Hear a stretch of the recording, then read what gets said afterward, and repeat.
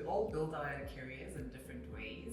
And as much as we are celebrating 30 years of talent and careers, we all come up in different ways. So I always say my career is made up of many puzzle pieces, which have led me here. I'm almost 4 years at Vodacom, but also not the youngest or the newest member of EXCO. My next guest is Videsha, and she's going to tell us more about herself, what attracted her to the Vodacom brand, and maybe how the puzzle pieces sit in her career. Hello, V. Hi there. How are you? I'm good, and you? I'm good, very good. Please tell us a bit about yourself and your career journey. Okay, so I'm me. I'm the Vodacom Business Director. My career has been a long career. So I've always worked in the world of tech because it's always been something that's fascinated me. It's such an enabler to so many things. So I started out at a company that really focused on outsourcing and servicing the customer from a value perspective.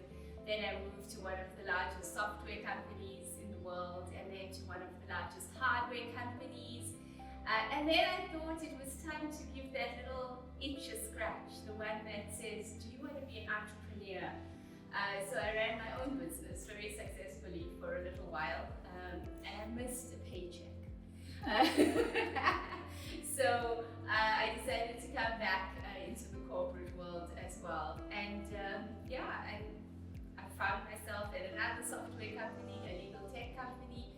I was the CEO and chairperson of the board there. So I think throughout my career, I've always strived to, it's not about the title, but it's about the tool sets. And it's about the skills that I've gathered that kind of made me more rounded as a leader, as well as somebody from a technology perspective. And that's been really important to me. And yeah, I found myself at Vodacom a good 5 months ago. Wow, 5 months. It feels like you've been here for 5 years. It does. Besides that you're a top employer, obviously, one of the things I've learned about you is that you're quite passionate about inclusion and purpose. And I'd just like to understand from your perspective what that means to you, how you see yourself as someone who can contribute to our inclusion, diversity agenda, and maybe if you've started anything already in your part of organization. So absolutely, the top employer is a great thing to have, and for South Africa and Africa, because I'm very passionate about how do we, even as South Africans, create impact for the continent. I always say it's our turn to give back and to put Africa on its rightful place on a global stage. So the fact that Vodacom has that footprint across Africa was important for me. So that's definitely top employer was something that attracted me to Vodacom. But I think as you get older, or as you get wiser, let's say, it becomes important in terms of what you leave behind. So purpose becomes very important. And when I was looking to see what my next adventure was going to be, purpose and impact was probably at the top.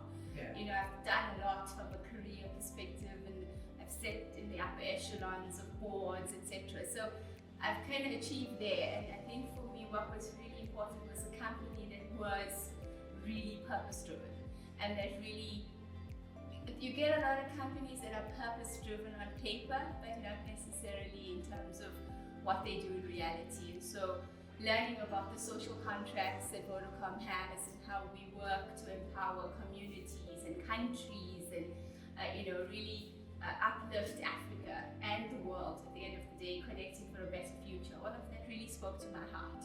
And so I think that was very important for me. From an inclusion and diversity perspective, and you know this, being a woman in a boardroom is generally quite a daunting task for many of us. So I always look to work for companies where I can bring my whole self to the table, because there's some funny stuff that happens, right? All good, all above board, but I need to feel comfortable that my style, my diversity of thought, my diversity of how I approach situations was something that Vodacom would be comfortable with. I'm not really good at working in environments designs where it's cloned, you do this in this color, in this shape, etc. And so I think in my interview process, I was testing for a lot of that. I always say to Sito, he thought he was interviewing me, but I probably was doing a lot of the interviewing myself to find the place where I was going to be able to blossom and, live out my potential.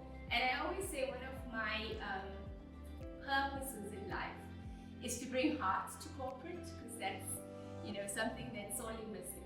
But also to help others unleash their potential at the end of the day. So working in an environment where inclusion and diversity is not just tolerated but respected, and actually something that is commended and you are praised and acknowledged for it, became very important for me. So Vodacom kind of ticked all the right boxes from that perspective. What are we doing at VB? We've got lots of plans from a Vodacom Business perspective. We obviously fit into the social contract work quite a bit because those are the future customers of VB.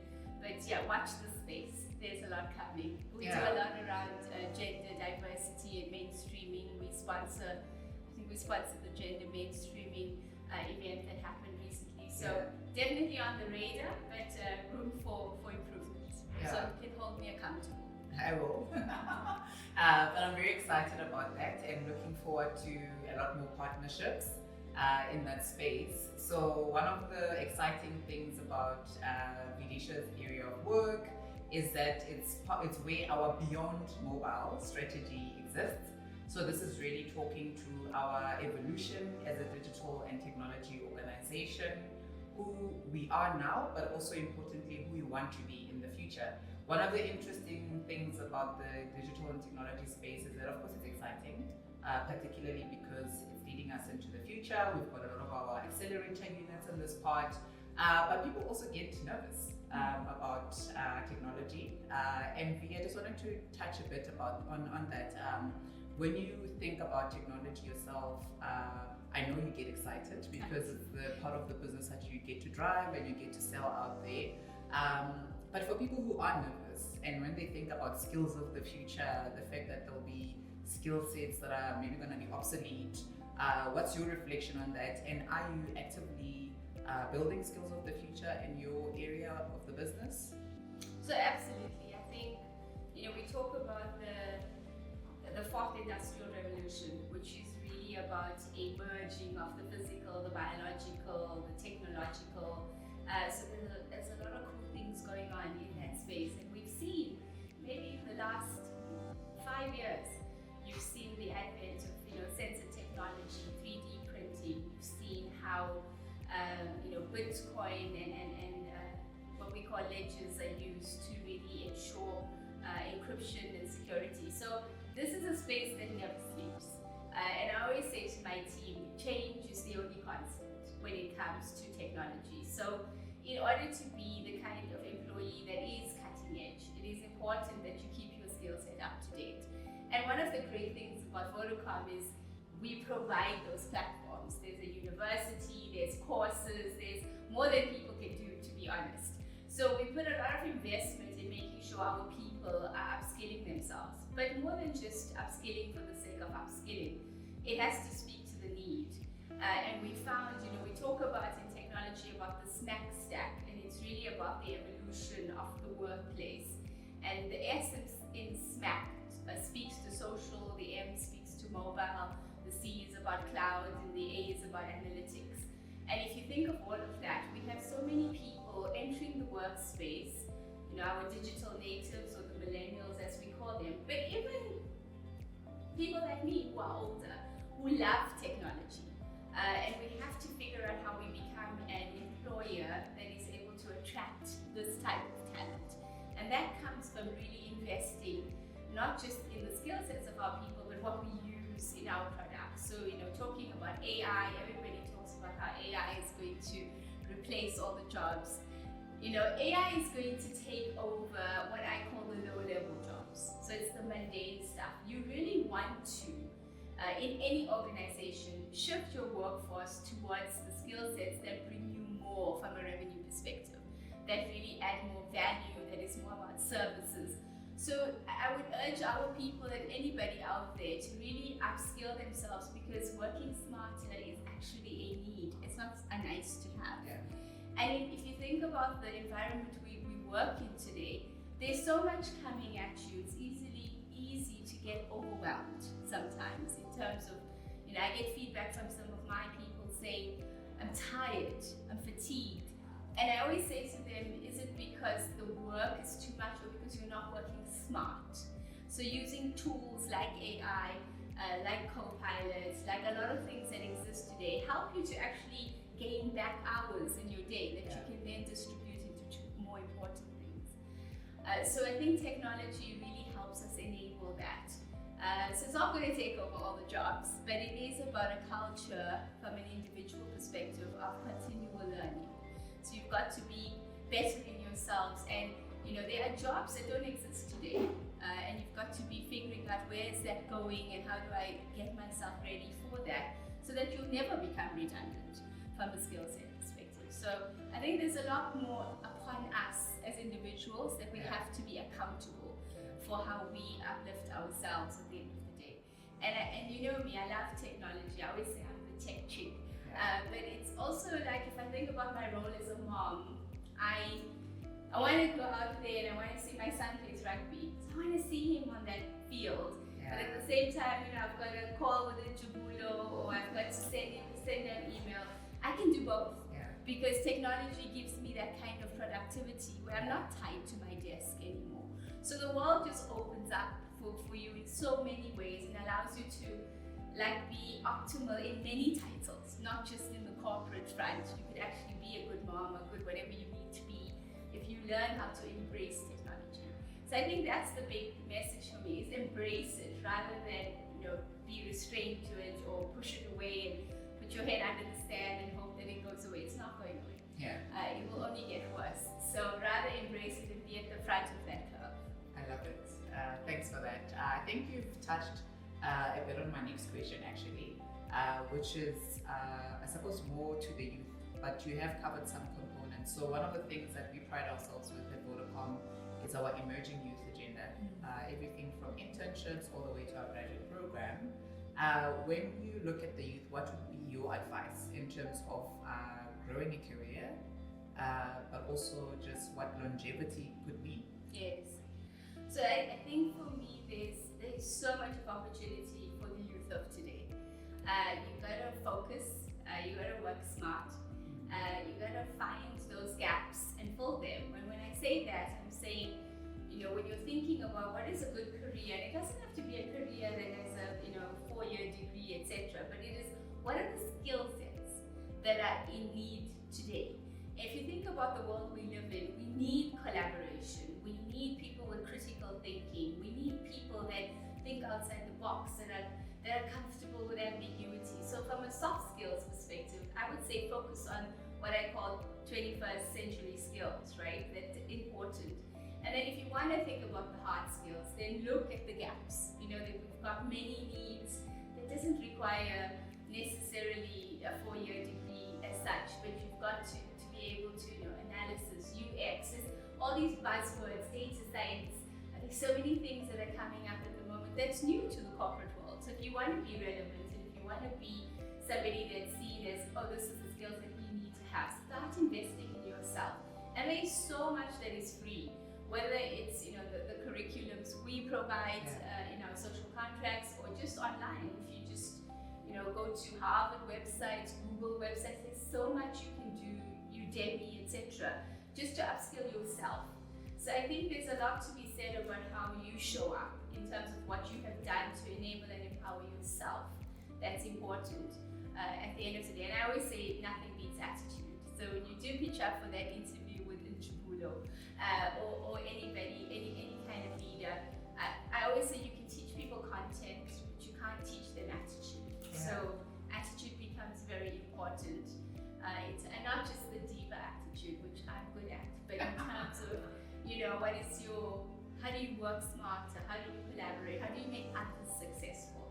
How are you interested in what Vodacom is trying to achieve and not just in what you're trying to achieve? And what is the sweet spot between what you want to achieve in your life and what Vodacom is trying to achieve? And then you hit the jackpot. I would say that Videsha is very hard on herself, saying that she's a diva, but we'll give her that. But you're also someone who's very successful, someone who other people could look at you, look at us, and say you're already top of your game. You are not just a technology or digital chick, but you also a revenue generator, managing billions on behalf of really a huge organization. What does success and growth look like for you today? What are the things that you still look forward to?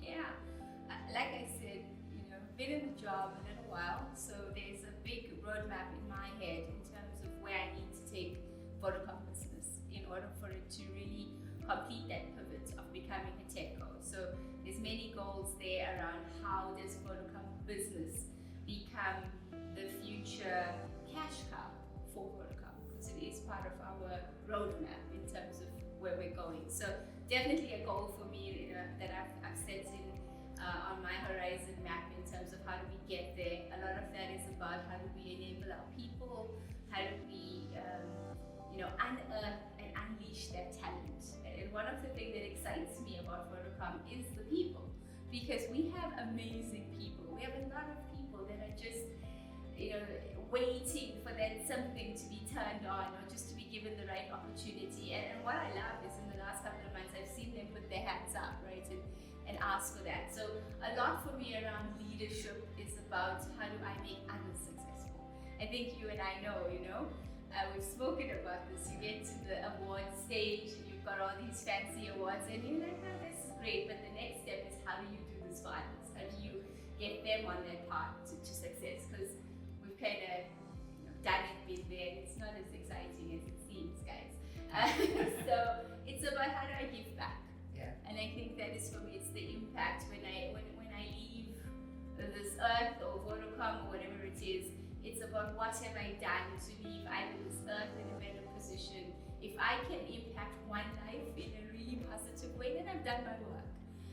So yeah, I think it's all about legacy and what am I doing from an impact perspective, whether it's environmental, whether it's people, whether it's creating an emotional space that people can thrive in. That's my next definition of success. It's changed a little bit.